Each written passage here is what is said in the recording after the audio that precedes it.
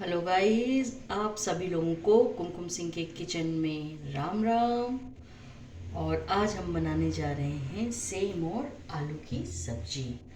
इसलिए हमने इसमें लहसुन और दो एक उसमें हमने लहसुन की गांठ पीसी है, और इसमें दो हमने बड़े साइज़ के प्याज लिए हैं और उनको भी पीसा है। और अब हम इसको गरम तेल में डालेंगे।